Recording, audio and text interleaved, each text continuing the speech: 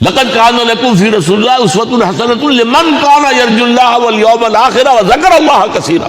اسوہ تو اپنی جگہ ہے، قرآن میں ہدایت سب کے لیے، ہدی للناس، لیکن فائدہ اٹھائیں گے صرف متقین. ہدی للمتقین ہے سب کے لیے، اسوہ سب کے لیے ہے، لیکن استفادہ وہی کر سکے گا جو 3 شرطیں پوری کرے: اللہ اور یوم آخر پر ایمان اور اللہ کا ذکر کثرت کے ساتھ. یہ اسوہ جو ہے حضور کا، یہ ہم پر اتمام حجت ہے. دیکھیے نوٹ کیجئے، پوری نوع انسانی پر اتمام حجت، اسلام کا نظام عدل اجتماعی جو قائم کر کے دکھا دیا.